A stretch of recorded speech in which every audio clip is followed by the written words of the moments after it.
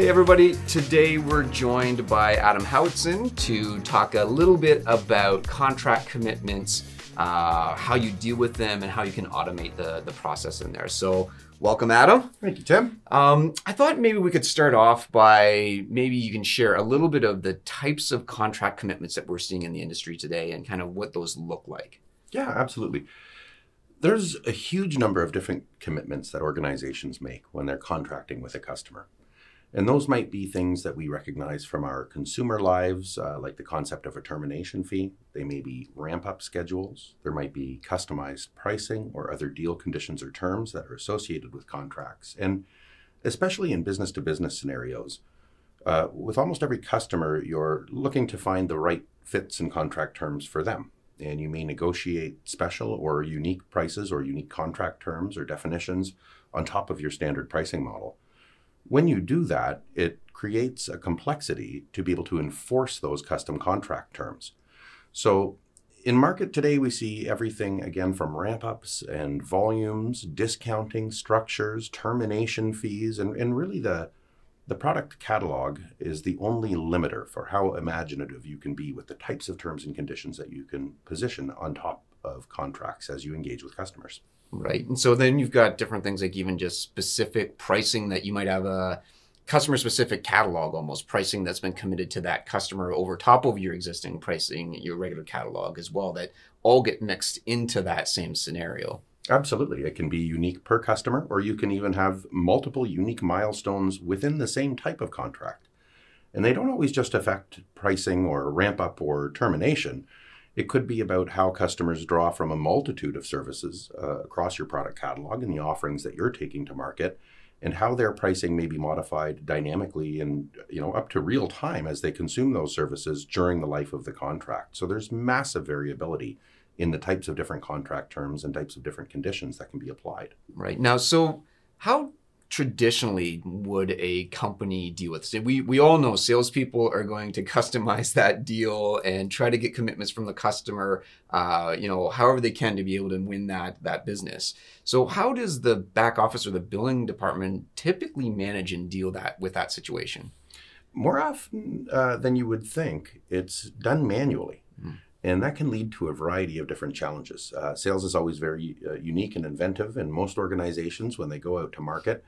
But then as you start to accumulate a large book of business and have hundreds of thousands of customized contracts, each with unique terms, pricing, conditions, and other factors, it can be extraordinarily expensive, time-consuming, and risky to try to manage those with a room full of human beings reading through contracts to find the terms, ensure that they're being enforced properly, ensure that your organization is collecting the appropriate amount of revenue, ensure that the customer is satisfying those terms, and conversely that you're satisfying their terms. So today there's a few different approaches that you can take. Logisense is a big proponent of automation of the enforcement of these contract terms, which is part of what we do as an organization. But again, you would find it shocking to find out how many large organizations are actually enforcing and becoming aware of contract terms manually, even though you have customizations occurring across hundreds or thousands of different customers. Right. So that sounds like it could be like a pretty big source of like revenue leakage or loss of revenue just by simply not maybe charging penalty charges or top-ups or anything like that of course the customer commits to up front and maybe not be able to hit those commitments or those terms. That's exactly right. You could have revenue walking out the door that you're not monetizing today. You could, in a worst case scenario, not delivering to the customer a benefit, a discount they have been promised or other terms that they have been promised, which would impact your customer's satisfaction. You could be missing entire sections of contract terms.